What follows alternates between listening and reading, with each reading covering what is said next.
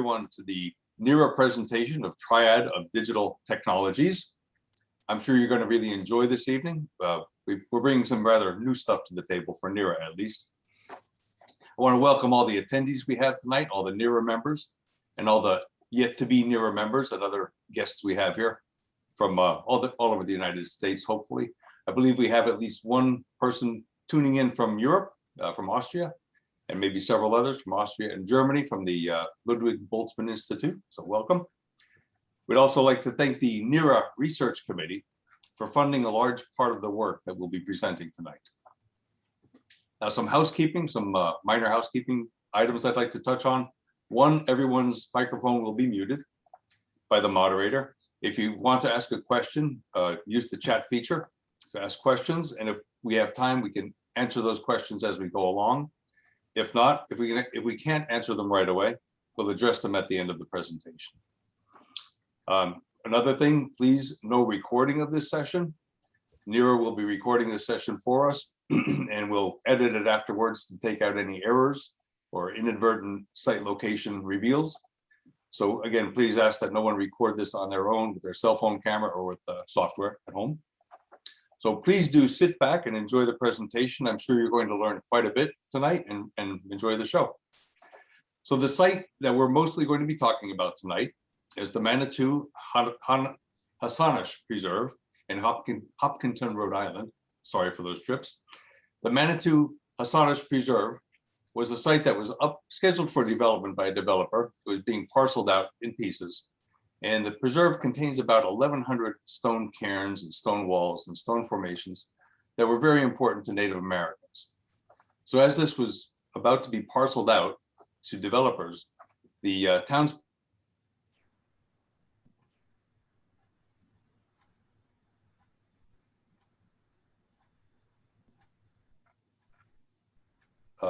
archaeology office and to NEARA. NEARA basically flooded the township with how important this was to Native Americans. And basically the site was able to be saved. So being saved from development is one thing. All the stone piles are still there. The work that we're doing, the work that Tom in particular is doing, was going to preserve the sites digitally.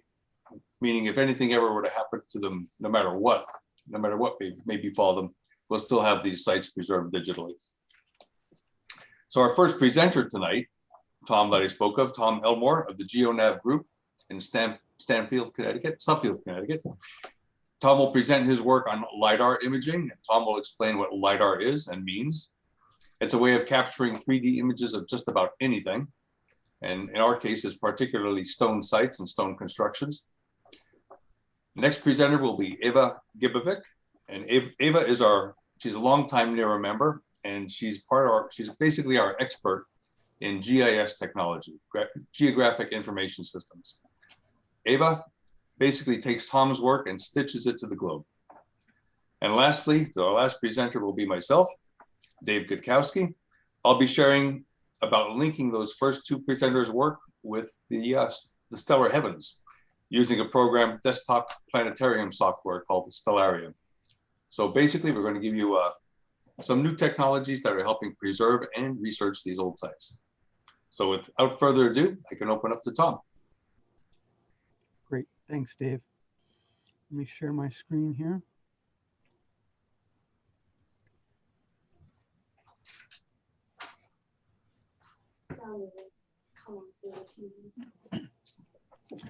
Well, welcome everybody. I hope you do enjoy this. Scanning has turned out to be not only a business for me, but a passion. And what I'm going to present is my 3D LiDAR scanning of the preserve there, and a little bit about the technology I'm using. I have 4 or 5 PowerPoint slides here, but I use a handheld mobile scanner. You can see it there in my hand. It's about the size of a pineapple. The software I use is called Vision LiDAR, and I can collaborate with all interested parties and those with specialized software such as Eva and Dave. And as Dave mentioned, we're going to be focusing on the preserve in Hopkinton. So what is LiDAR? LiDAR is light detection and ranging. It was invented in the 1960s for lunar and satellite uses. It basically obtains data from an infrared laser that's sent from a transmitter, reflected by a target, and detected by a receiver back at the source. And that is all contained within the scanner that you saw on the end of the short pole in the previous picture. But in short, it measures the distance in the environment that are used to make 3D models of any target.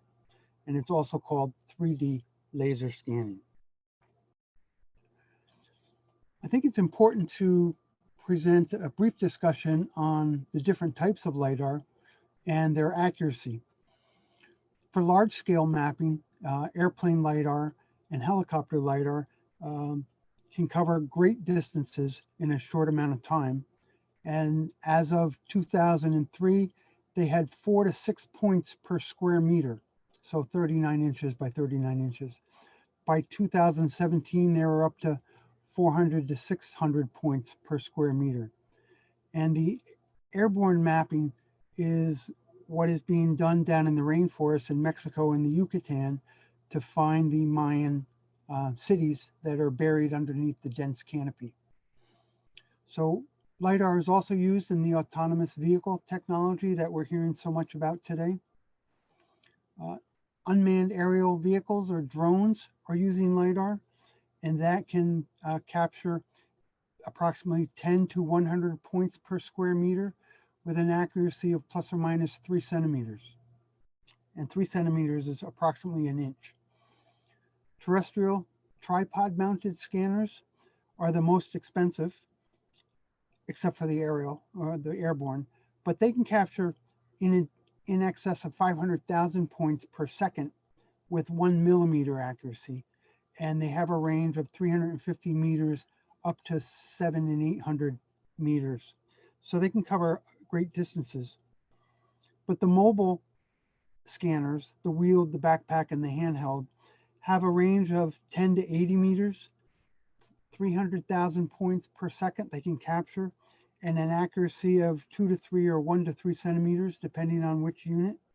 And my scanner, I've proven to be able to capture more than 150,000 points per square meter. So if you look at those different point captures, 4 to 600 for an airplane, 10 to 100 for the drones, over 500,000 for the tripod, and 150,000 for the handheld. Each has their areas of expertise, limitations, and different areas of where they excel. So the scanner I chose is the one here that I'm holding. It has an accuracy of 1 to 3 centimeters. It can capture 300,000 points per second. It averages 150,000 points per square meter. And in a wooded area, it would be half again that much because of the tree canopy above the ground surface. It has a range of 80 meters. It can create colored point clouds.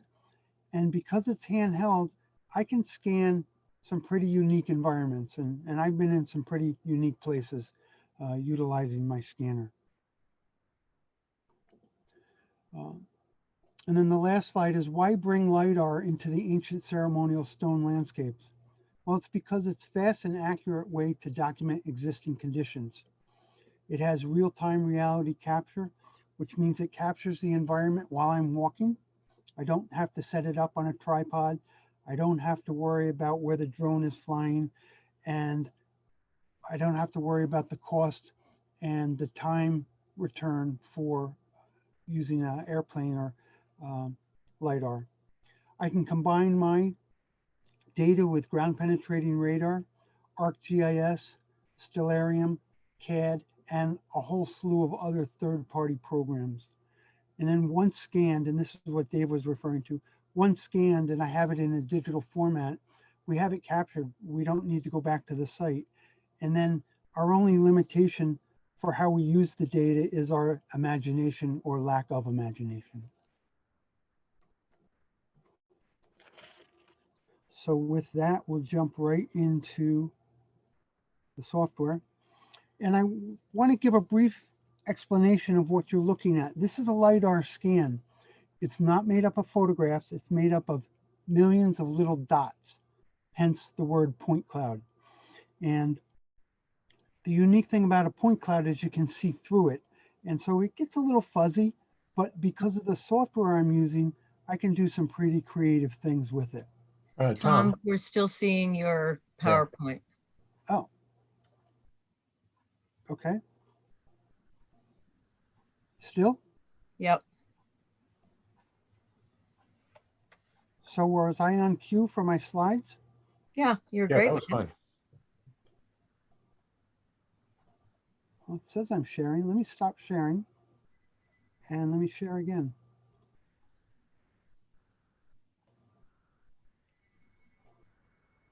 There you go. Yep. Okay. So let me just reiterate. You're looking at a point cloud. It's made up of millions of little dots. It's not a photograph. So your brain's going to have a little difficulty getting used to it at first, but I promise you'll settle in. And so one of the unique things about a point cloud is that you can see through it. And so as I maneuver this, you know, you're looking at a wooded site. And this is what the site looked like when we were out there. You know, here's a stone wall and trees. But what's great about the software is after I capture things, I can manipulate it and do a whole bunch of different processing with it. But the most important thing that I can do is I can turn the trees off. So for this project, what we were asked to do was to scan 2 1-acre parcels. And the parcel here on the right, upper right, is called the upper or eastern parcel. And on the left is the lower or the western parcel. And the link between was just the walking path that I used to get from one to the other. And so the typical LiDAR captures everything as I walk, as I mentioned.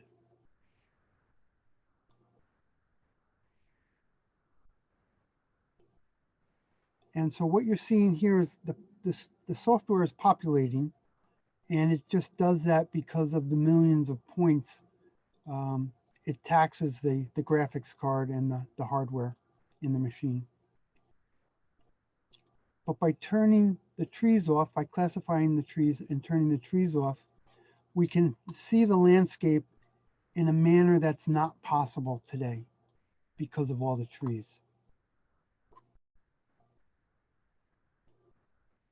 And so each of these stone piles, stone structures,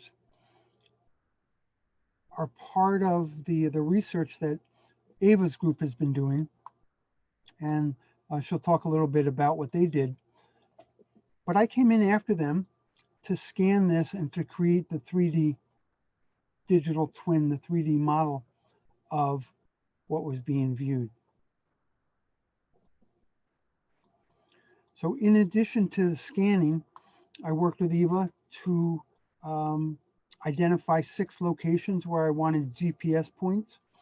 And so that enabled me to use that data to register my scan to real world coordinates.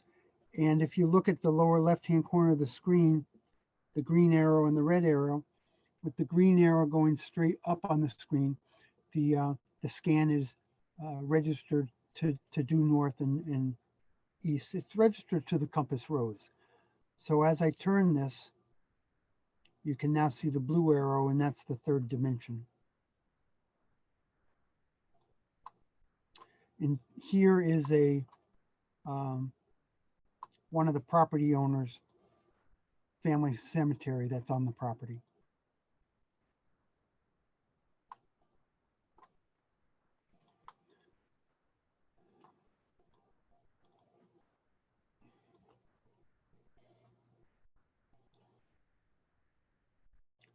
So in addition to that work, I was asked to give annotations, numbers to each of the stone piles that corresponds to the work of Sarah's group, or Eva's group, excuse me. And in order to add these numbers to each of these features, I relied on my LiDAR, but I relied on their series of photographs for each of these features and also the GPS points. So if you look down here in the bottom part of my screen, this is the X number, the Y number, and the Z number. So if I click here at the 274, you'll see the numbers change. And if I click on feature 269, you'll see the numbers change. And so that was how I was able to merge my data with the larger research that was going on. Sorry about that. So this corresponds to many hours, and I have 3 printed booklets of Eva's group's work. And so the goal is to document this and then to submit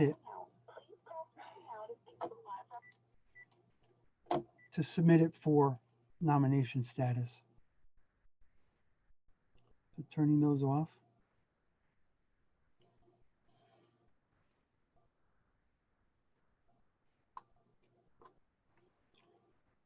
So one of the reasons why I chose this software is because it allows me to use LiDAR data from any different type of source.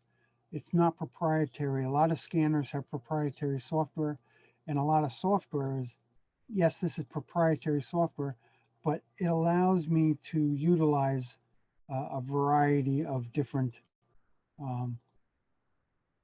LiDAR scans if I so desire. But one of the things the software can do for me very quickly is to create cross sections.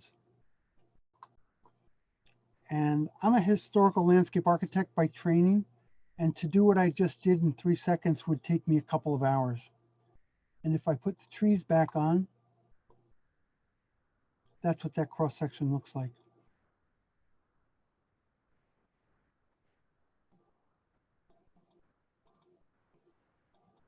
And we can do cross sections and plan views. We can get creative with them if we so desire.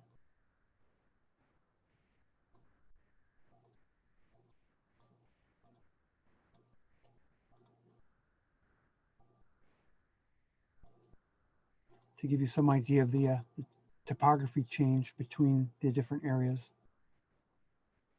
And I can hide out or I can hide in, depending on what I'm trying to show and what I'm trying to highlight.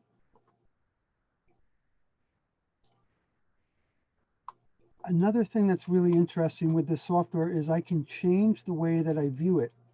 And if I change my background here from a white to a black, and I change my ground color from, if I change my view from color by intensity to color by class, now we can see the ground surface with the stone structures, but I've classified the stone walls in red. So if I back out, you can see the stone walls that exist on the site. But I've also classified some other unique stones here. A little one on top of this large boulder with a rock outcropping with a stone structure here. One here that's a pretty pointed rock. Another one here that's pretty pointed. Down here, this one is very unique. And if I isolate it, I can show you why I think it's unique.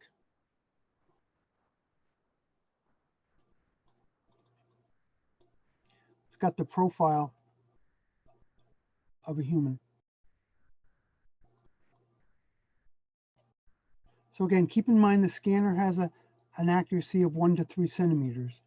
So the details are not as crisp as a photograph. However, I captured each of these 2 1-acre parcels in about an hour and a half. And you just can't beat that with the type of technology that we're using. Oops. So when we look at the stone structures, one of the things that we come across quite often is um, stone effigies. And this east-west wall is discussed and presented as a serpent, a stone serpent. And you can see how it's curvilinear like a serpent with the head being here.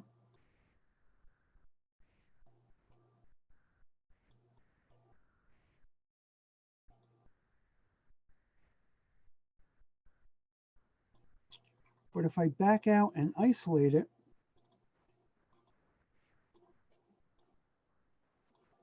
we can take a look at it in a very unique manner here.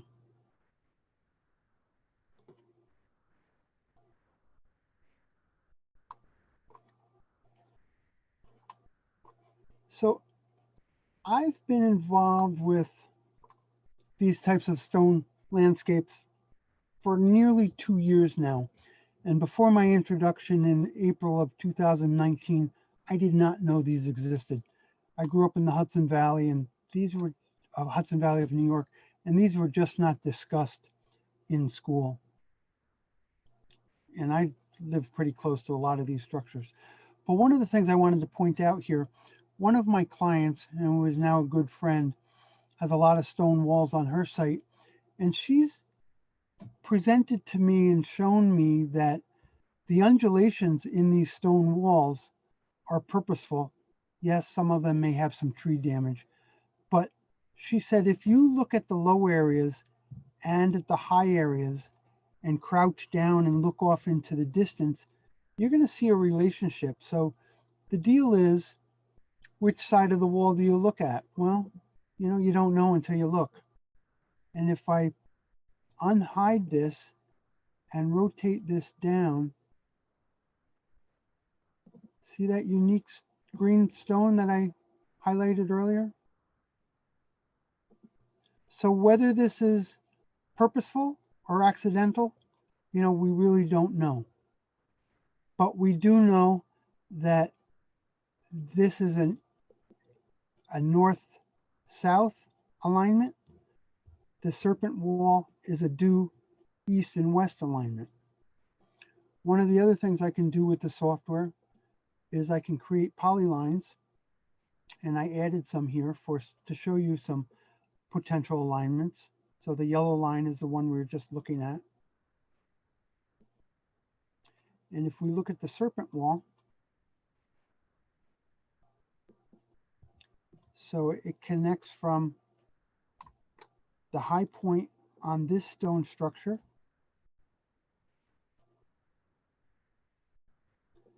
directly through the serpent wall off into this stone structure in the distance. And today, while I was getting ready for this, I said, well, let me just see what else I might be able to find here. And working with Dave and others, we find a lot of boulders that are set one next to each other. And if you look between, you may see some alignments or sunrise, sunsets. But this double boulder lead right to this standing stone at the top of this wall here. And again, I can't tell you if it means anything. It's just what I'm noticing as I look at the scan and try to understand what's going on. And then another alignment down here through this wall. We'll isolate this wall so I can just show it to you.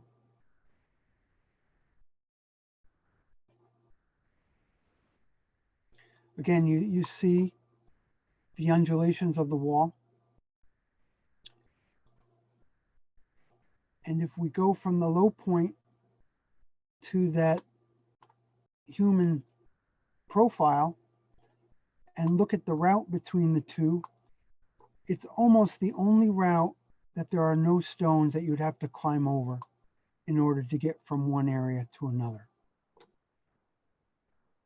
And again, I can't tell you if that's purposeful or accidental or if I found something that's meaningful. We just don't know. I just don't know.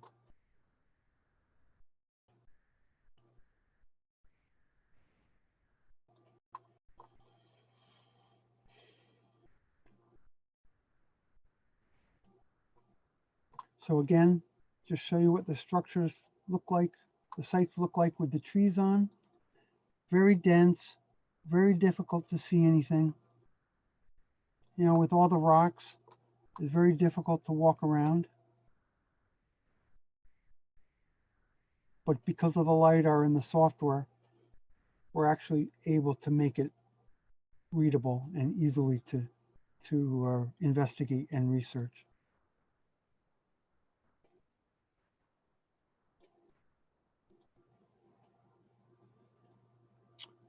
So that is pretty much everything that I had to present.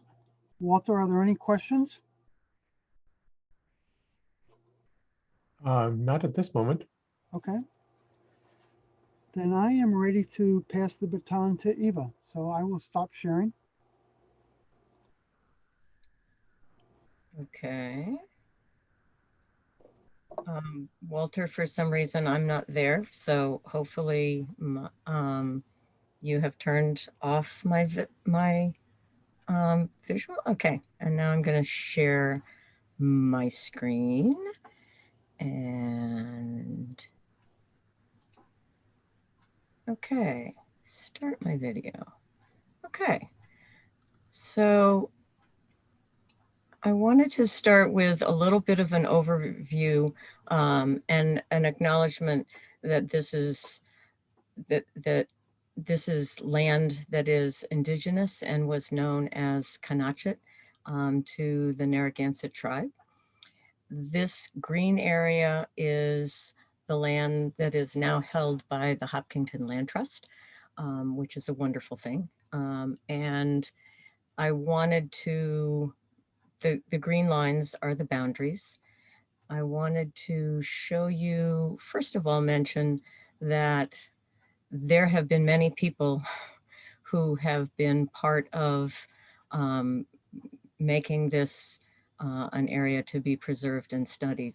It's about 14 acres of land, and I wanted to quickly put up partial data.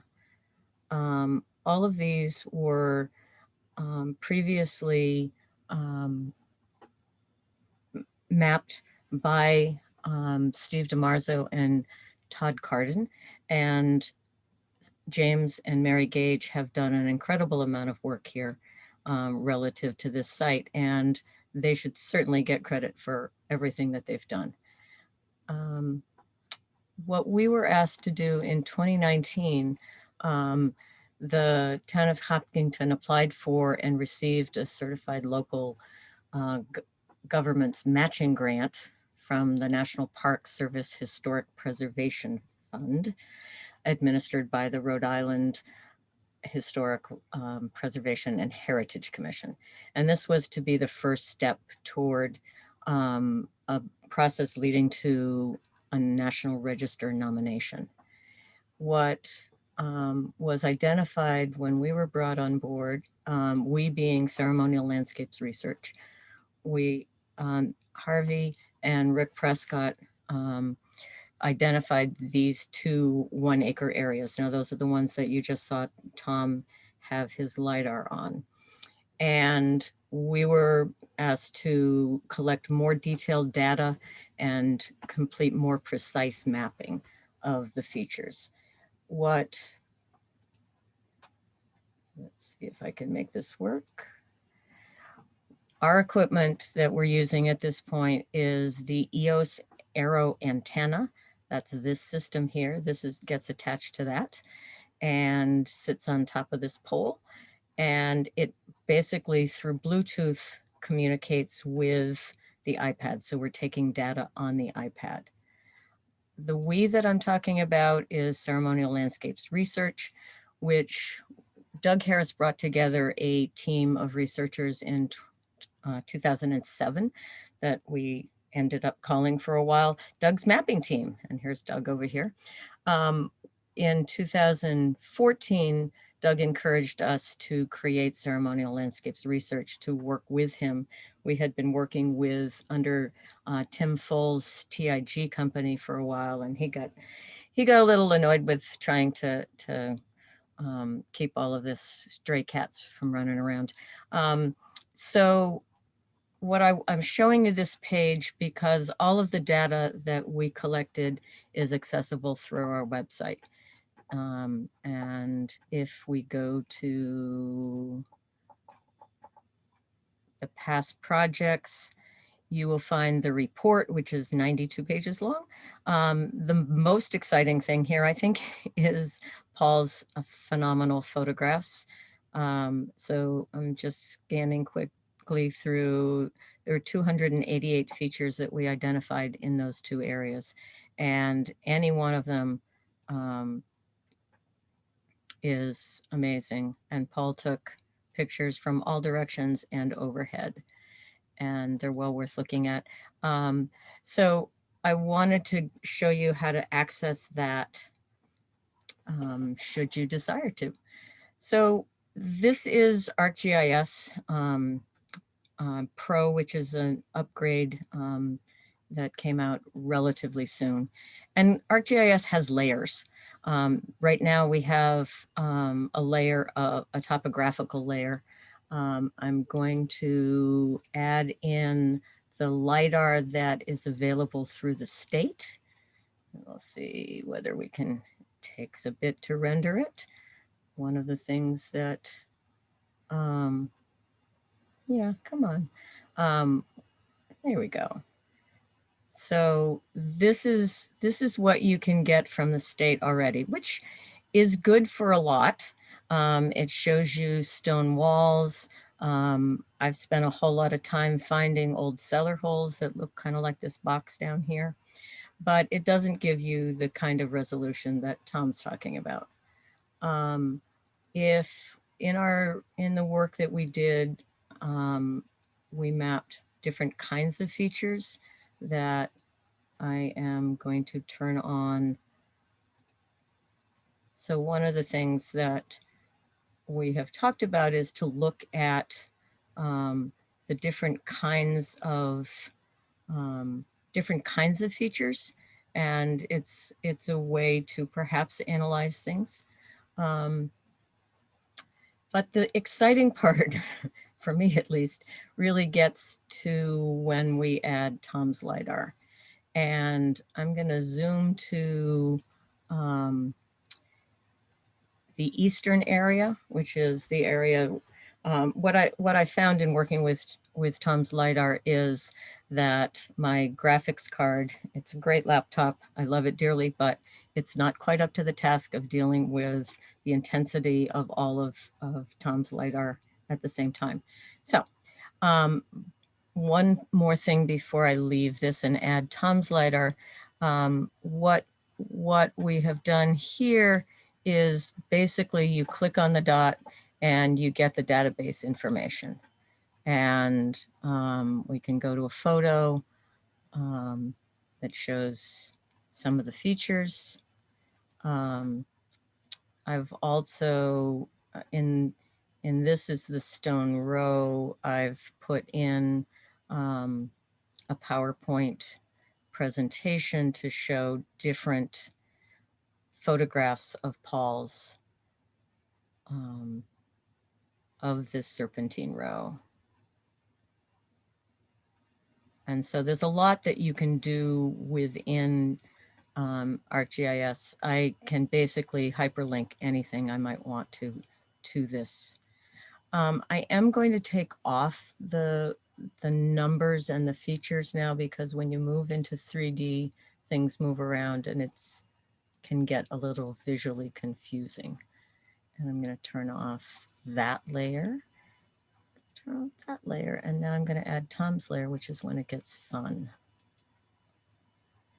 So this is what Tom's LiDAR looks like in ArcGIS, or one version of it.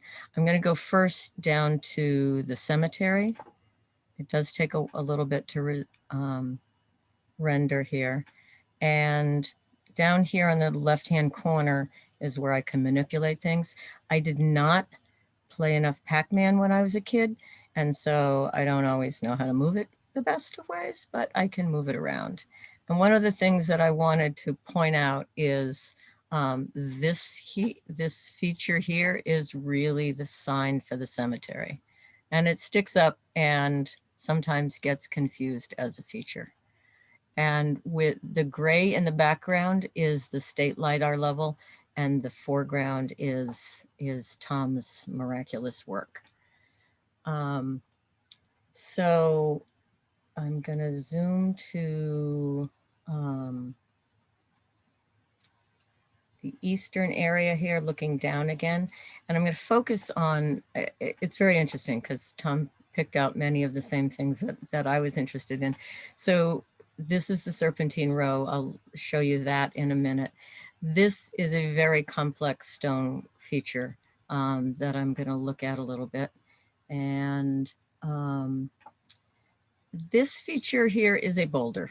And the Tom's view, his alignment view, one of them was right through that passageway, which I believe is actually a really interesting place to be standing. There are very, very few boulders on this site that do not have stones on them. This is one of them. This down here is another. And it turns out that we took data for those because it seemed to be so unusual that we wanted to have it there, and I'm glad that we did. So if I zoom now to just jumping down here to the same kind of view that Tom was showing you, and I have a measuring tool that I can run a line down the stone row through the feature that Tom identified and off into the distance. Now, if you had mountains in Rhode Island, we could see more than this. But if you notice on the left hand, sort of toward this top, there's a measure distance tool. I can't go to it because then I lose my alignment, but it's 91 degrees. So a little bit of movement would get us to equinox sunrise. So if anybody is anywhere near Rhode Island and wants to go see the sunrise tomorrow, this would be the place to stand. I wish I was closer. Okay, so the measuring tool is one of the things within ArcGIS, which is a fun thing and would be very useful in terms of the research. I'm going to go now to I'm going to go now to, did that. Tom was talking about the compass rose, and within GIS, I can add a compass rose if I can find it. Just so you know, this is sort of the behind the curtain. These are all of the features and things that I can show up. And you notice that as I zoomed out, Tom's LiDAR now turns to a red box. When I first started working with this LiDAR a little more than a month ago, that box ended up in the ocean east of Africa. It wasn't fun, but it was a learning experience and it has been fun. So here is the compass rose based on that boulder and the space between that boulder and the next. So now if I go back to the LiDAR, and this is a very similar thing to what Tom just did. What ArcGIS allows me to do is to use the measure tool and make sure I've erased the last one. And I can run this line and out to that feature. And 123 is winter solstice sunrise. And so the other thing that I can see here is that the stone that Tom was talking about before is actually below the other stones. And we're looking off into the distance. I can click on the compass rose and it's going to tell me, come on, you can do it. There we go. So it's going to tell me that that's a winter solstice sunset based on the rose. If I turn this around,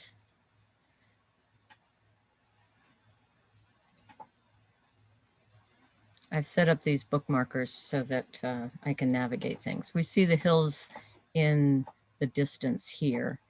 And if I draw a line here from this, in this direction,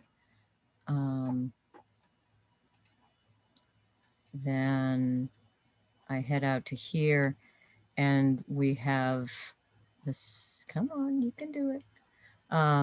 We have equinox sunset from this point. And what I can do with this is I can project out into the distance at 270. I can put a dot on the map and then go out to a larger view, see where that is, and potentially go take a hike if it's not on private land. If I go, I wanted to show you this other feature, which is pretty interesting. So feature 47 is our number. Now I still have the compass rose from the other features, so I'm going to go in now. I could pick it up and just move it, but for presentation purposes, I just did a bookmark. Oh, wait, I did the bookmark. I'm going to take off from feature 23 and put on from feature 47. And then if I go back to here, I have my compass rose. And this tells me, what does this tell me? It says I'm going to have equinox sunset. But what I'm actually really interested in, and see if I can get there, at least I'm a little dysgraphic. What I'm really interested in is the alignments for these boulders. And one of the reasons I'm interested, where's my, wait, not, okay, I lost my table of contents. So let me draw a line here. And so if I draw a line here, I get out in this direction and I get 283 if I move over a little bit. Nope, wrong direction. I go that direction. I can move and find 290, which is the sunset on August 13th. And what's really interesting here is that there are 3 little boulders out there. And if I could find my table of contents, I could show you where they are, but they're basically in alignment with these 2 stones out here. And so that is on the property. There are some areas behind it. This area here is a known area that is off property, but of very interest. And so it's a tool. I'm still learning how to navigate around in different levels. And the next level of this is to get this into a format where we can add the sky. And that's where Dave comes in. So Dave, are you ready? I'm gonna stop sharing. And unless, Walter, unless there's any questions. Yeah, there was one question. Okay. Should this be a UNESCO World Heritage Site? Oh my goodness, of course. That would be phenomenal. I don't know what's involved in that, but I certainly would vote for it if I had a vote. It's an amazing site. And I have to say that most of the work that Ceremonial Landscapes Research has done with the tribes is protected under Section 106. So we can't provide that information or do this kind of demonstration with those kinds of features. And to have a site that is open to the public and that is as dramatic as this site is just a wonderful thing. And I think that everybody who is involved with bringing this site to be protected. And Astrid Muir, who lives across the road, who checks out everybody comes in. It is a dead end road, so there's some safety there. I get concerned, but so far, as my understanding is that the site has been well protected. So I think it's a great idea. Any other questions, Walter? Yeah. Is the August 13th date important for some reason? Yes. The tribes have identified the August 13th date as, well, a couple of things. It is around the time of the traditional fall ceremony. It is also when the Perseid meteor showers, the height of the Perseid meteor showers, and I have been told that in tribal tradition, each star, each meteor that passes is someone who has passed, and so that time is honored, and so the sunset at that time gives them the clue that this is when the height of the Perseid meteor showers would be. All right.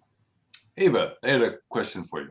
Yeah, If you could bounce back to that number 47 Compass Rose, sure. I know you're on it.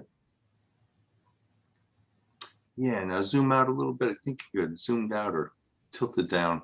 Zoom out or in? Out like that. Yeah. Something had caught my eye and I'm trying to catch it again. Maybe zoom in a little bit. And could you tilt down? In what direction?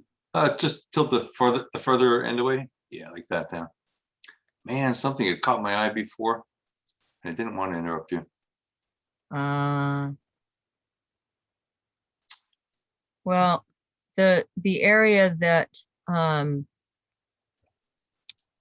this area here is still on the property, and that's where there are 3 boulders. Okay. And then behind this is the hunting house. I believe that's what it's termed. That is a very interesting site, unfortunately on private property. But that alignment. And I have here only one of the panels of LiDAR from the state. I will be able to make it a little more vibrant by putting different layers on, and I can put more around when I go get my new computer. Thank you, Tom. Yes. Are there distant mountains anywhere from this location? It's Rhode Island, so it's fairly flat. And until I can get all of the LiDAR, right now I just have this one panel. If you look to the west, there's this really interesting flat plateau area that is so very different from here. It's kind of wild. So when I can get a super fast computer like Tom's, I can put these panels in and go out a considerably farther range. All of Rhode Island is easily accessible on the flyover LiDAR. Unfortunately, except for the seacoast that was done after Sandy, everything is relatively old, 10 years old. I keep hoping that they're gonna update it soon. Of course, I'm in Western Massachusetts, and we just got our first level of LiDAR not too long ago. So we're grateful for what we have. And what is the resolution on this? What altitude? Is it like a meter? I'm not quite sure what you're asking. Oh, the ground height resolution, or the resolution for the LiDAR? I don't know. Okay. I don't know. I don't. You know, one of the things that Tom and I have found is that we have our own knowledge in our areas, and that we're working to integrate them and learn each other's language. Right. So and you're in that category too. Well, you believe me, 13 years ago, I knew nothing about any of this, so I'm learning as I go. Ava, Yeah. I have a question for you. Yeah. Is there state-flown LiDAR for all of the New England states? Massachusetts, Connecticut, Rhode Island, definitely yes. Vermont, it may exist. It's harder to come by. And I haven't spent a lot of time with New Hampshire, but I'm fairly certain they have it. I don't know anything about Maine. I was talking with a friend today who's interested in obtaining it for north central New Hampshire. That's why I was asking. I can certainly find out fairly easily. The archaeologist who is part of CLR teaches at UNH, and I'm sure she knows the answer to that question instantly.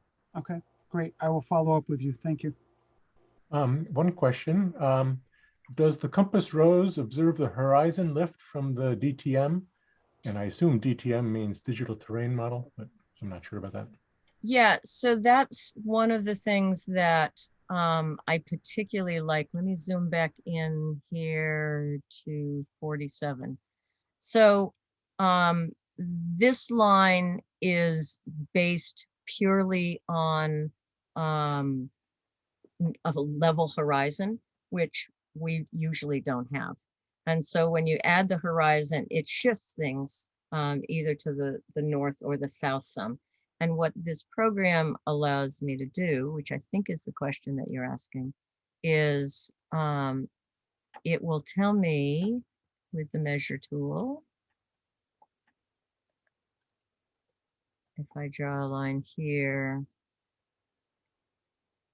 it will tell me in this box over here, the net path elevation change.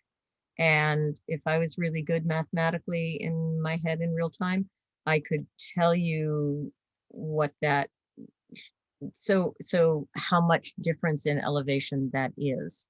And that, and again, I'm just new with working with this here, but that will tell me how much to the north or south the sunrise or sunset would actually be. I'm hoping that somewhat answers the question. Ava, I think this is a good time to explain when you were trying to get help from Esri yeah. or ArcGIS for the 3D, they had to search high and low for somebody to get you some help. So this is cutting edge stuff that we're looking at here, not only with the LiDAR, my LiDAR, but having the LiDAR added to the GIS programming. And not a lot of people are doing it. So kudos to you for picking it up and learning Well, as you thank go you. here. So brand new Yep. stuff here. It was a little disconcerting to get Tom's information and have it show up in the middle of the ocean and then figure out that it was off the west coast of Africa. And That's because it's 0, 0. Well, it wasn't exactly 0, 0. But one of the things that Tom and I had to work out was, I mean, what model he's working in, Rhode Island State Plane, NAD 83, all of those things.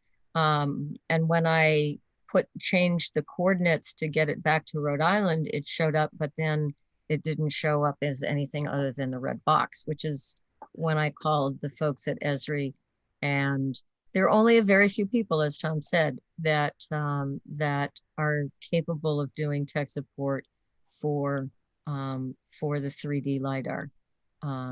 And so I'm really excited about being able to go the next step and figure out with Dave on how to get the stars in here. My dear friend and Peru acheaoastronomer Bill Sullivan has talked for years about a truth machine where you put all of this information in, you put the stars, and then you run it back 1,000 or so years, or how many ever years, and see how the astronomy of the stars and the mythology of the stars, which isn't really mythology at all, it's the truth about the stars. So this project is just very exciting. And I think I should turn it over to you now, Dave. Oh, hold on. Some Oh. more questions. First off, Rob Buchanan says that New York has state-owned LiDAR. Thank you. And also, there's a question, is there any explanation for the circular drainage area around this hill? That's a really, really interesting question. And I'm sure that there's a geologist who would know that better than me. Now, this part, understand, is the road. And this is a road. At the same time, it is this little mound in the middle. Let me put the stream. Oh, my table of contents disappeared. It does create this little mound that is very unique. Now I have to say that it's unique in geography,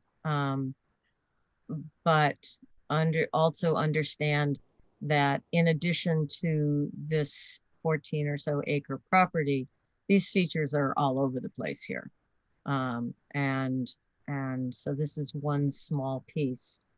And hopefully the movement toward the National Register will be set up so that it would be a multiple properties listing where more data can be added and areas added as it goes along. So I would love to hear a geologist, if there might be one around, who would like to try to explain this. Presumably it has something to do with the glacier and Lake Rhode Island, or I forget what its name is, but it's something like that. One question is an ancient drumlin.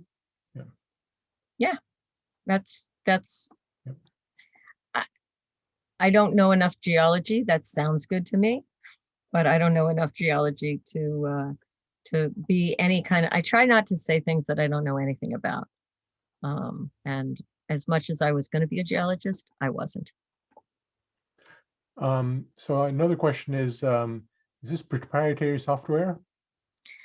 The ArcGIS is available for personal use for $100 a year.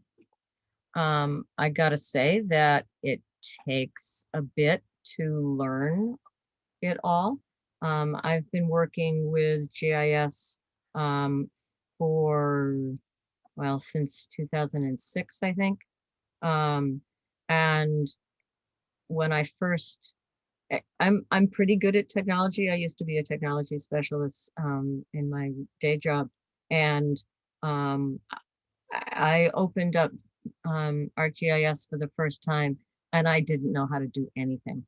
So it's a learning curve, but for $100 a year, it's not bad. And John Bracken says that high resolution New York State LiDAR is still county by county. At least the USGS national map is. For example, Rockland County is not in high res. But, so yeah, in general, it's pretty spotty. We're all across America. I was just talking to the folks that make the EOS antenna with them this afternoon, and when I was explaining what we had available in southern New England, he was astounded because everything down there, it's available, but you have to subscribe to it, and it costs money. So I think that we're pretty lucky to have what we have. Plenty to play with. Okay, Dave, your turn. All right, Eva, thank you. Eva and Tom. There we go. Waiting for the video to pop up. Yeah, so you two, Eva and Tom, are my stars. Really, you've done a lot. Let me click on here for Tom. There we go. You guys have done a lot. Tom just pointed out to me that it was 1 year ago. 1 year ago today, or 1 year ago yesterday, that he came to scan the Council Rocks site for me. So happy scan day, Tom. But we've been working together for quite a long time, met in October of 2019. Anyway, I love the work we're doing. Okay, I'm going to start a share screen here too.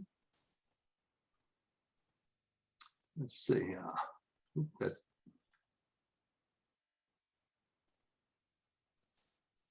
There we go. Let me get this thing going. All right, move this off to the side. All right, can everyone see that?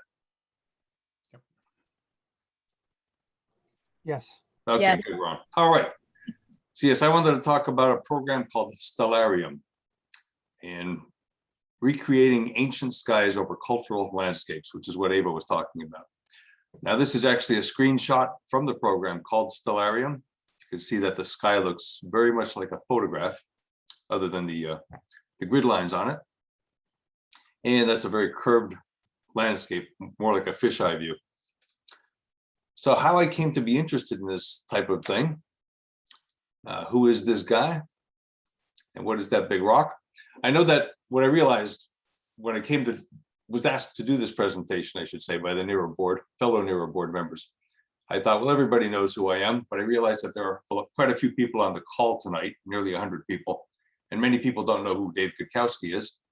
So I thought I should at least tell you who I am. I'm currently the NEARA Pennsylvania coordinator, and I'm also a NEARA board member. I became a member of NEARA in 2007 after discovering a huge collection of boulders on some land in 2004. So that's how I came to be involved with NEARA. Prior to that, I'm a storage business owner, a licensed massage therapist, former postmaster, retired. But I came to this sort of as not even a hobby, just fell into it. So in 2007, I discovered the site called Council Rocks. Who I am is Dave Gutkowski. With who that big rock is the Catstone boulder at the Council Rock site. It's a dolmen. It's basically that big 20-ton boulder is resting on other rocks. I call it a catstone because it appears to have the shape of a cat head to me. So in 2007, when I became involved with NEARA, I found out what that rock might be, that it might have some significance. I started doing some acheaoastronomy research at the site. I was clued in by a man named Fred Martin with NEARA, who told me that these 4 boulders in a line that are at the site might be aligned with the winter solstice sunset. So basically, for several years, I was doing research by taking photographs of sunrises and sunsets at this site, and then jumping over to a website called, NASA's Jet Propulsion Labs has a program on their website called Horizons software. And I was able to use the Horizon software with my date and time stamped photographs to find out where the sun was exactly, precisely. So every season, if it was a sunny day, I would go out and take pictures of these boulders and find out where the sun was, and then use that to sort of gauge what a date of construction for the site might be. So this state, after a few years of working with it, you'll see that the site was registered with the Pennsylvania State Historic Preservation Office in 2011. They found enough merit in the site to give it a site number, but much work remained to be done. So let me show you what it looks like. That Catstone boulder is on the left side of the screen here. Put my mouse on it. That's the reverse side of it. Next to it is something I call the whale stone right here. This whale stone is split in 2 pieces. And at the far end is a bird. Now, I refer to them as their effigies because to me they look that way. This looks like a big cat head.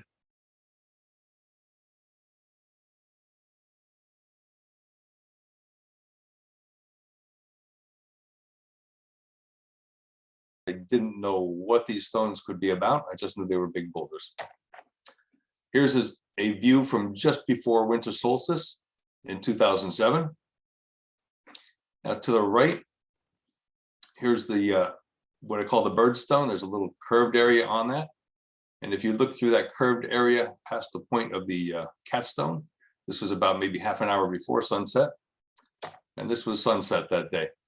When you look through that alignment, the winter solstice sun sets right down into that groove. It's a very precise mechanism. Actually, there's a little bit of a leeway where you can move a little left, a little right. But let me say that in the current era, the sun actually, winter solstice sets a little to the left. It's about a half a degree off. So anyway, oh, here's a nice picture of an equinox sunrise through the back of the catstone. The catstone has a rectangular area cut out of it that when you frame the altar stone in the distance, makes for a little triangle, and an equinox sunrise happens to just come right up into there. I've had a lot of archaeologists tell me this was just an accident. These are glacial erratics. I kind of believe otherwise. But the problem is, and here's an aerial photo I took. The problem is that I have to wait. I only get 4 days every year where I can take those photographs and then do analysis. And if it's a cloudy day, I can't do anything. So there have been many times where I couldn't do anything. I've got quite a collection of photographs, but there's so much more here that I want to investigate. So equinoxes and solstices are all I got, and it requires sunny days. So that's the problem. The solution in my head was a program called Stellarium. I've been an amateur astronomer for several decades, and I was familiar with this cool program called Stellarium. It's free, anyone can download it, no charge, open source astronomy. And it lets you view the sky as it would appear currently. You can go out there and see what stars will be above or what planets at any time. But you can also back the sky up. You can back it up a day, a year, 100 years, 1,000 years, 2,000 years. And this program will show you exactly where everything would be at any given moment. So I thought if I could link my astronomy site, or pardon me, my Council Rock site to this astronomy program, that some way I'd be able to research without having to wait for a sunny day. So it's an incredibly detailed program. It was originally created in 2002 by Fabien Chéreau, and it's currently maintained by George Zotti of the Ludwig Boltzmann Institute in Austria. And George may be on the call tonight, hope so. And it's also maintained by Alexander Wolf of the Altai Pedagogical University in Brno, Russia. So it's an amazing piece of software. I can't say enough about it. Love it for astronomy, loving it even more now. There's that screenshot again. You can see it looks like a photograph of the sky. Cool thing about Stellarium is it can be programmed for any place in the world. I don't even know how many cities are already built into the program when you download it. This is a photograph from Germany. And you'd be able to see the sky as it would appear there. Here's a photograph from a couple of days ago in Wilkes-Barre, actually from last night, from where I live in Wilkes-Barre. Now that's an artificial horizon. It's not an actual horizon, but it's an artificial horizon just to show what stars would be up facing toward the south, southwest, or southeast in this view. Another cool thing about Stellarium for our uses, Eva was talking about the different ways that other cultures would see the stars. We're used to this Western system of Orion, Big Dipper, Little Dipper. We have all these names for constellations. Other cultures saw other things in the stars. They were looking at the same stars, but they saw different patterns. Stellarium has built into it a wide variety of different ways called star lore. Tupi-Guarani, Polynesian, Norse, Navajo, Maori, Lakota, Korean, Inuit. I'm not even sure if this is the complete list, but I know they have lists of the constellations that as they would have been seen by other cultures. I think that's very significant, maybe in our use. There's a view that you can get if you want with Stellarium. You can click on the images of the creatures that were associated with the stars. And it's versatile enough that you could set it up as though you were on the surface of Mars, looking out into space. Everything is there as it would be, three-dimensionally. There's the sun off to the right, Venus, Jupiter, and Earth in the distance. So it's just that kind of a program, tracks everything, every star's proper motion, every planet, the rotation of every planet is precisely calculated. And wherever you want to set it up, you can get an image. So with that, knowing that, you could set this up for Mars, I did think, why not be able to set it up for any of these cultural sites that we're researching? So how I came to realize that that might be possible was that I maintain a page on a website called academia.edu, just to share my research with other people. If you wanted to, you can log on to academia.edu, search Dave Gutkowski, you'll find it. Well, back in October last year, 2020, a man named Bernard Fischer, the director of the Virtual World Heritage Laboratory, began following my work. I got a notice from academia. They'll notify you basically if people look at your work. So I found that Professor Fisher, I looked at his work and I found that he co-wrote a paper on the integration of 3D modeling with Stellarium. So I wrote to him right away, and basically we've been corresponding ever since. We got this conversation going on. Now, Professor Fisher did not write the software to do that, but he was involved with the paper. So he told me about his collaboration with George Zotti of the Ludwig Boltzmann Institute and John Philwalk of Ball State University. I eventually did reach out to both of those, and I learned more about what's primarily George Zotti's passion for ancient astronomy. So following are a few pages of his work. By the way, that picture is from the Virtual World Heritage Laboratory. It's something that Bernard Fischer works on. His group, or the group he works with, has recreated Rome as it would have appeared in 200 or 300 AD. It's absolutely fantastic. You can actually walk through and see what Rome would have looked like back at that time. So there are a lot of passionate people out there doing some really amazing work. Now, what I found out about Mr. Zotti's passion was that he wrote a paper back in 2014 called Towards Serious Gaming for acheaoastronomical simulation. I looked through that a bit. Back in 2016, a paper called Open Source Virtual Acheaoastronomy. And in 2020, the paper co-written with Bernard Fischer and John Philwalk. But basically, I could tell that George Zotti was very, very much interested in the same thing I was interested in, combining 3D models, 3D visual models that you can actually walk around, move around in, and see the sky. This is an image from one of the papers, the 2016 paper, where they put together a virtual reconstruction of the Antinoion in Hadrian's Villa near Rome, and discovered that by moving around inside that villa, that the main axis of it was oriented to the summer solstice sunrise. So basically, they're using this 3D model with Stellarium in the background to show the sun rising right down along the center of this hallway. One of the more interesting features, another interesting example, there's a place called the Sterngarten near Vienna in Austria. And it's almost like a little theme park for astronomy. It has a variety of long poles set up, as you can see here. Now on the right hand is a photograph. On the left hand is a virtual 3D model. You can see they're very, very similar. And on the ground are different markings. In the photograph on the right, it's a little easier to see. This tilted pole is actually like a sundial. So when the sun is up, it leaves a shadow that will basically tell you what time of day it is. I'm going to guess that was around 10:30, a little bit after 10:30 in the morning or 10 in the morning. The center pole, when the sun is at noon or near to noon, a shadow is cast from that little ring at the top. And when it's summertime, summer solstice, and the sun is high in the sky, that shadow falls very far to the back here. And then it moves up further and further until that equinox, it's at the base of that sundial pole. And then as we go into winter, that shadow moves further up the pole.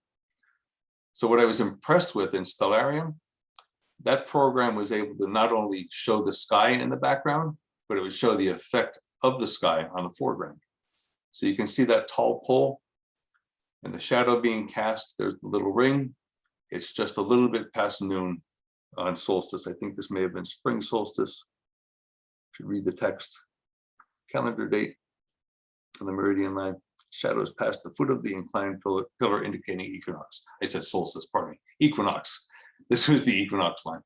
But basically, what I was really impressed with, that Stellarium not only lets you see the sky, but lets the sun interact with the objects, three-dimensional objects. Now, we haven't talked about the Newport Tower, but Tom through NEARA, has also scanned the Newport Tower and worked with Doria Kutrubis to do the ground penetrating radar studies there and georeference the whole site. I know that the Newport Tower has 7 windows on it, I believe, 7 windows that stars or sunlight may come in at any certain angle. We're not really sure what those windows were made for. And in a program like this that would actually show the sun shining through the window and where that beam would be cast within the room would be, it's priceless to be able to have a program like this. So I'm hoping we can work toward this. Here's another image of Stonehenge that was done with Stellarium and a 3D model of Stonehenge showing the sunrise. I noticed in a video on YouTube about George Zotti's work, that they had set up a museum, a walkthrough museum, where you're kind of walking through Stonehenge and you can see the horizon, the panorama of the horizon in the distance. And again, with Stellarium playing in the background, showing sunrises, sunsets, star rises, star sets, etc., constellations. It's just amazing. So this is exactly something that really lights a fire in me, because I've loved astronomy forever. And as I'm getting more and more involved with these cultural landscapes, I really want to put the two together. So back and forth in my conversations with Dr. Fisher, and while discussing the 3D work, he told me that Stellarium also had a sort of an easy option for adding a customized 2D panoramic landscape from any location. In other words, it's not a 3D walkthrough model, but you can stand in one point and rotate around and take a 3D panorama, not 3D, but a 2D panorama with a cell phone camera or with a good camera mounted on a tripod. Get a nice panorama of the site you're standing on, and you'll be able to look at the site from that particular point. So at his suggestion, I looked in how to create one. So looked into, just Googled it basically, and found out the directions of how to do it. So I went up, we had a board meeting coming up for NEARA in late January, and it was sort of mid-January. I thought, I'm just going to rush out there and do it. So I went up to the mountain, Council Rocks, took some cell phone panoramas, and put together something that I want to show you tonight. Now I do intend to go back and do a proper panorama with an SLR mounted on a tripod, proper tripod level, so I'll get a better set of photos. But you'll see, even from a cell phone camera, it was really fantastic. So this is the set of instructions, one of the set of instructions that I used to get my panoramas. And this is a photograph, actually a mini panorama I took of my the catstone. That's actually the rear of the catstone framing. Let's see, I can show you. This is the catstone. This is the 20-ton boulder, and here it's framing, looking long ways onto what I call the altar stone. That cutout in the catstone pretty much frames that altar stone perfectly. And what I've noticed now over time, or what I was able to figure out, was that the sun rises, catches the lower left corner of that altar stone, and on equinox date, basically on equinox, it catches the lower left corner and then rises diagonally right into this little corner here, right into this little opening, and then passes up over the top of the rock. So I took that panorama with that view, close-up panorama, and then I stitched it in with a larger panorama of the entire scene. I also took a photograph of the winter solstice sunset, which is looking straight down those three large boulders, and took a full panorama, 360 all the way around. And then I used Photoshop to remove all the trees, that basically make a horizon line along the whole thing. So if I can, I'm going to switch over to Stellarium. Let me exit this for a moment. There we go. We're in Stellarium. So this is a live picture from Stellarium. I think You're not in Stellarium yet. Yeah. not in Stellarium. You No. might need to reshare. Okay, yeah, I might have to do that reshare. Hold on a moment. Stop screen share, new share. Thank you. How's that? Good. Okay, we're in. Thanks, guys. Yeah, so this is Stellarium, and yeah, this is from Wilkes-Barre. But this is an artificial horizon of Wilkes-Barre. This isn't really Wilkes-Barre. Wilkes-Barre has a lot of buildings and mountains. But this is just basically a flat horizon view. And I can tilt it. I can grab that screen, look all around. There's Orion up there, Aldebaran, Moon, Mars. Now with the customized landscapes, I hit that button and I can load up my landscape. Council Rocks, Equinox. And then I just rotate around a little bit to the side. And you'll see that big cat stone there with the sky behind it. And zooming in, this would be the opening that I'd be looking for the sunrise to come through there. Now, unfortunately, with my cell phone camera, I didn't capture enough pixels to leave a nice little opening here. There's a very, very minimal opening. So it wasn't working very well for my sunrise photos. But I'm going to switch over. Actually, no, you want, I want to show Tom something here. This was, let's pull up a time here. I'm gonna make it daylight. There we go. Just backed up Stellarium, as I said, lets you choose any year, any date, any hour, minute, etc., whatever you want to do. I noticed also I can turn off the atmosphere, meaning I can make it look like the Earth has no atmosphere. And now we just have a dark sky, even in the daytime. So with the dark sky in the daytime, if I were to back the time up, we watch the sunrise. Sunrise is at about 7:30. I think it hits that lower corner. I just want to see if it hits.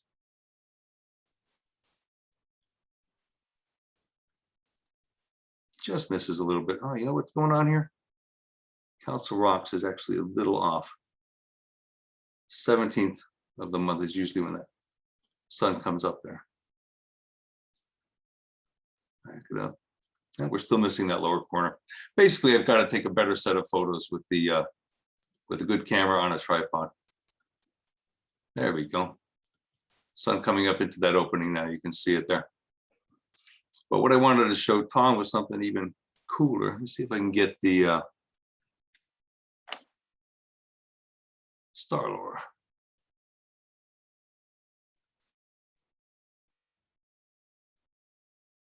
Show labels. And now I'm not sure how I did that before.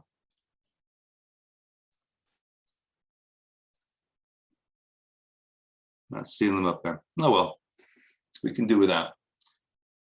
Let me just get that sun to come up a little higher. Gutkowski says switching off the atmosphere also switches off refraction effects. So switch off the refraction effects?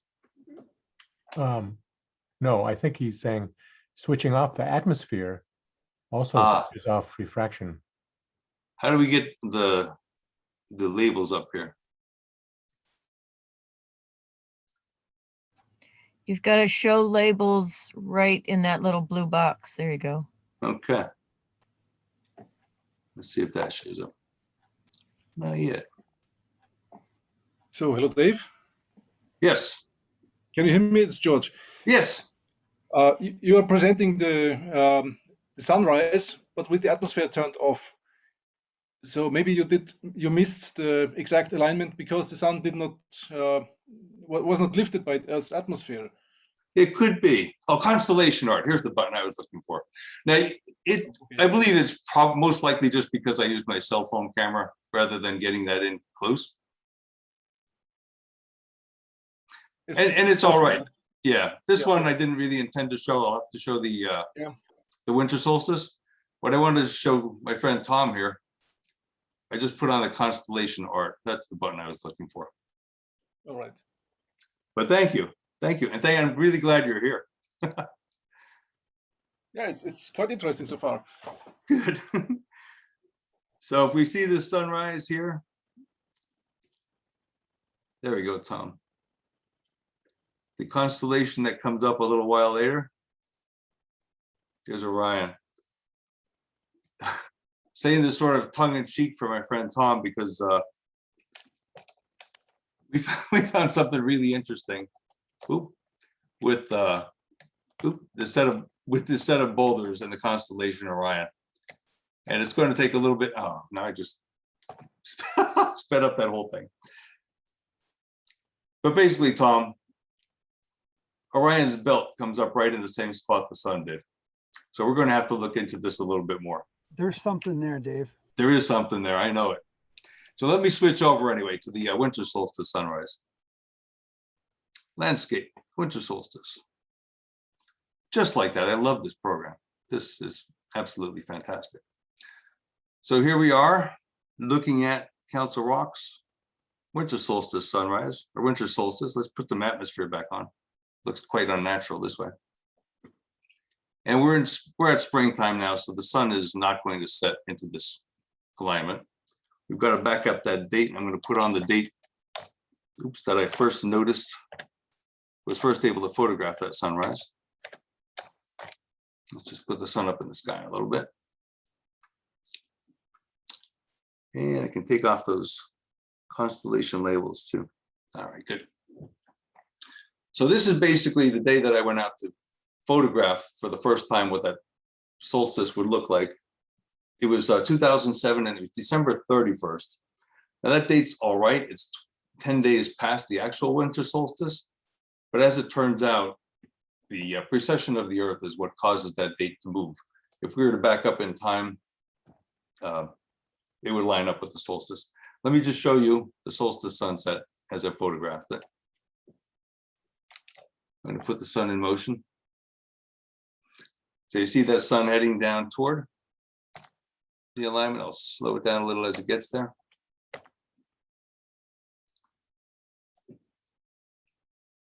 But you can watch that sunset perfectly into that marker.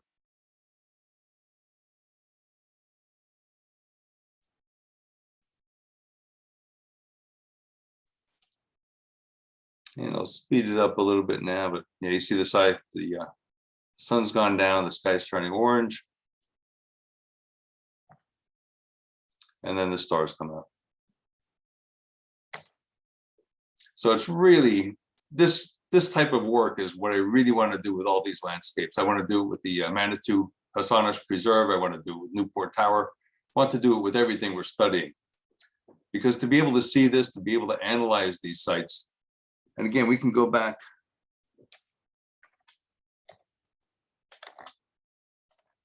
There we go.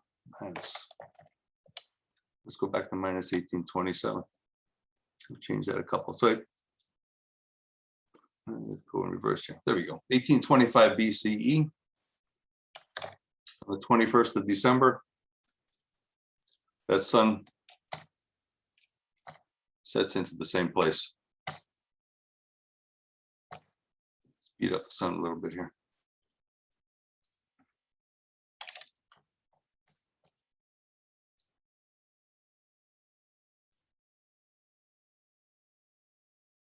There we go. Could pause it right there. And you can see that back in 1825 on December 21st, the sun would have hit that exact same spot. So this software combined with the 3D images that we're putting together will put this 2D thing to shame. Not to put it to shame. I mean, it's fantastic to be able to see this, to be able to see the sky in this way, as compared to the landscapes that we're working with. It's phenomenal. I already like it even just with the simple panorama done with the camera, but to be able to do it with in a way that we can walk around, as George Zotti has done with his work, to be able to look around and see something from inside of the Newport Tower, or in front of that snakehead at the Manitou site, or near the cemetery walls at Manitou site, to be able to do it from anywhere is just, it's like priceless. All right, let me switch back off of this, and thank you very much for, let me do that new share back to the, not that one. PowerPoint. All right. There we go. So basically my thing is, after successfully loading 2 rudimentary panoramas from Council Rocks into Stellarium, I wrote again to Bernard Fisher to ask about integrating our LiDAR and GIS digital models. So I requested more information on the 3D process, and Bernard referred me to George Zotti, who was kind enough to be on this call, and I'm so excited. So Dr. Zotti and I are now corresponding about using the LiDAR, making the LiDAR to GIS to 3D model transition. Found out that he's most passionate about this work and has been most passionate about this work since 2004. So that we can work together is just amazing. It's absolutely amazing to me. So it's he's agreed to help our team with this work, and it's possible that sometime in the future we'll be able to collaborate between NEARA, have a collaboration between NEARA and LBI Institute in Austria. I love it. I think we're going to do great things. And this intensive work is just beginning, but it's my intention that I can help input the data that Tom and Eva have gathered, put it into the astronomy software, and we'll have some working models to go with. We'll be able to review any celestial event at any time, anytime we want to, from any desktop. No need to wait for sunny days or trees to be out of the way. We could do it with Manitou site, Newport Tower, Council Rocks, America's Stonehenge, anywhere. The sky is literally the limit. So that is it. I'm going to stop my screen share.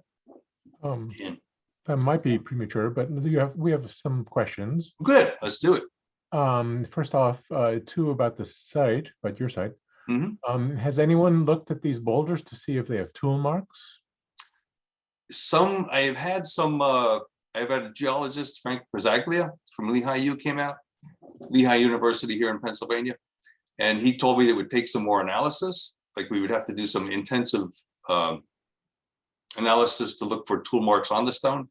We're actually doing OSL, optically stimulated luminescence surveys next month. And one of our members, Vance Teedy, has offered to bring down basically to take some photographs to use for what's called the reflectance transmission imaging analysis, RTI for short. So the RTI will allow us to look for very fine details with the in those to see if there are tool marks, the peck marks on the stone. Now, one of the main things about that the cut in that stone for the equinox is that it's not in line with the basic strata of the stone. Stones tend to fracture like along and perpendicular to their strata, and that cut is 50 degrees off of the natural line. Hope that answers that question a little bit. Another question, have you been able to check for soil distortion below the stones to see if they were nudged to fit alignments? No, I actually haven't done that yet. I've been kind of very careful with the site since finding it. I've really been trying to disturb as little as possible. Once you disturb something, the information is gone, is lost. So I've been waiting until I got more professional involvement with the site. As I said, we're going to do some OSL research, some OSL sampling from beneath those boulders. The boulders are actually resting on the bedrock, so there's no soil beneath them as far as I know. If we were to remove soil, we might be able to find scrape marks if those stones were slid into place somehow, or even just at the end of the line. It was proposed to me or theorized by a local geologist, astronomy professor here, that they may have been slid across ice to make the transition easier.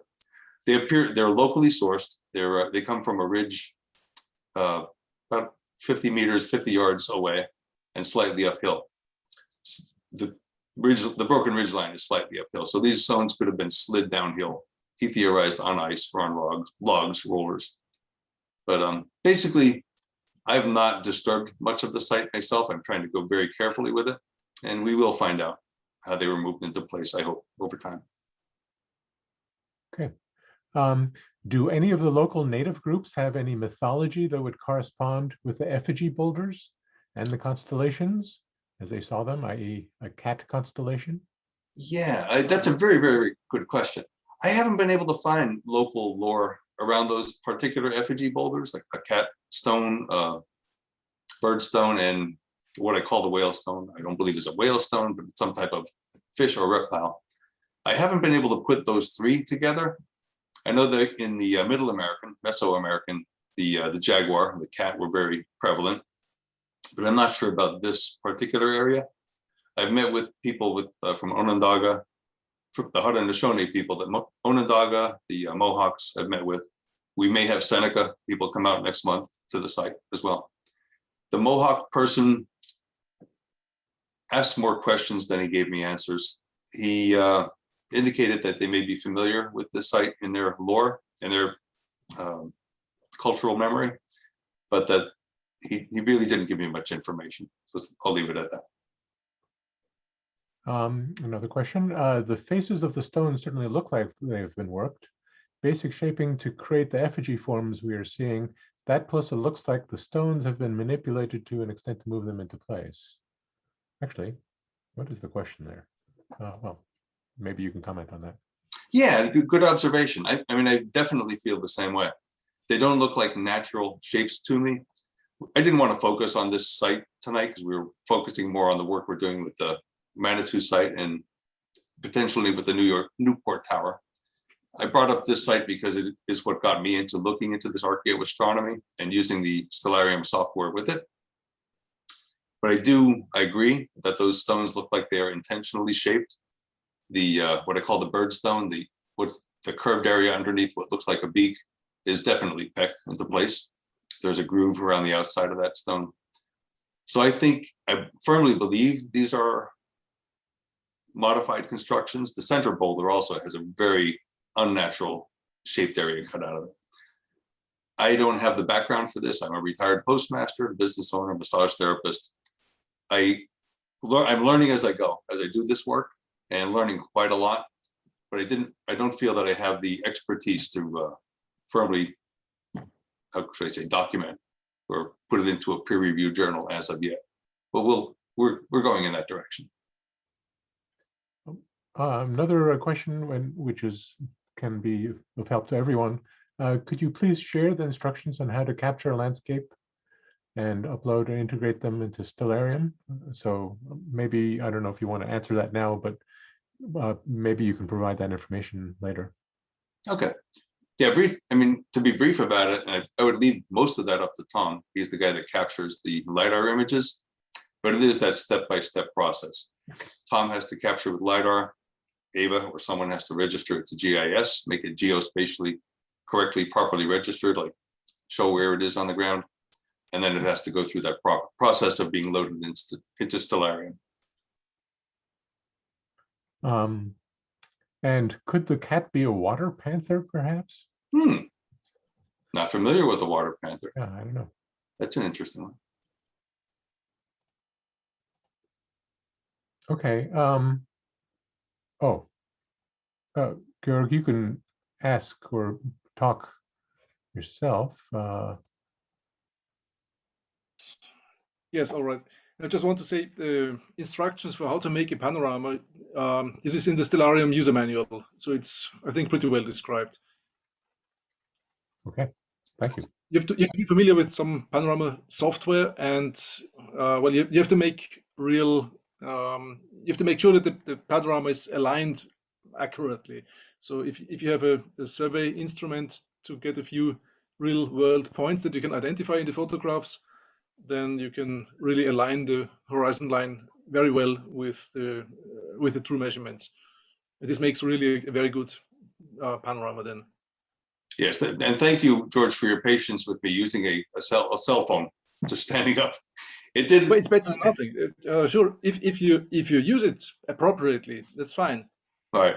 Well, it doesn't do anywhere near the justice that can be done though with a proper camera on a properly leveled tripod and a theodolite for the horizon for measurements. Yes, sure. Mm-hmm. Yeah, as George said, all the instructions are in the Stellarium manual, and anybody, I recommend to anyone who's interested in that, just look up the software Stellarium. You'll find you can download it for free. You can download the manual for free and learn an awful lot about it. Okay.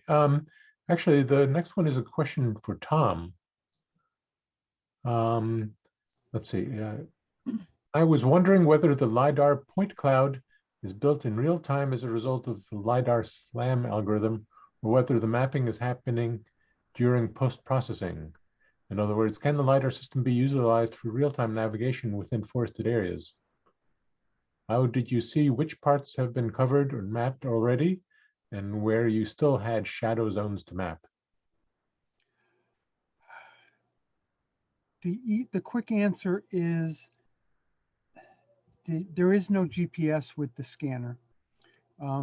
Through 6 to 9 months worth of training and practice, I've learned how to cover an area and also provide enough overlap to georeference or register multiple scans together. I've actually scanned a 38-acre parcel, about 18 or 20 scans. So it does use SLAM technology. There is a little guidance on the iPad as I go, but I don't rely on the iPad. I rely on clues where I've been and where I need to go, and try not to miss anything so that I don't have any gaps in my data. Okay. I guess that is it, unless someone else has some other questions. right, well, if we don't have any other questions, I want to thank everyone for being here, for being here to see what we had to share tonight. Really want to thank Tom and Eva for your work, and Walter too for your work in the background there, and Harvey for inviting me to be part of this work in January of this year. But Tom, what a pleasure to have met you a year ago, or a little over a year ago, and to be doing the work we're doing. It's phenomenal. I never could have imagined I'd be here doing what I'm doing. Yeah. George, thank you for what you've done. This, wow. I feel like I'm in a dream. This is so good. You know, the triad of digital technologies that's been presented tonight is just amazing. It really is cutting edge stuff. My scanner did not exist 3 years ago. You know, mobile handheld LiDAR scanners, it's new technology, and it's coming on fast, along with the various softwares that can be applied to the data. And likewise, the ease with which you can do 3D rendering in ArcGIS didn't exist 3 years ago. You could do it, but not as easily as you can now. Yeah, we're really utilizing all the tools we have to analyze these sites that have, to a large degree, just been pushed off to the side and by traditional archaeology, and saying they have no basis. I think we're going to turn a lot of that on its head. Well, in the study that we were able to do with the accurate digital technology and the software that supports it, you know, you can't do that with, you know, a handheld camera and a tape measure. It's impossible. No, not at all.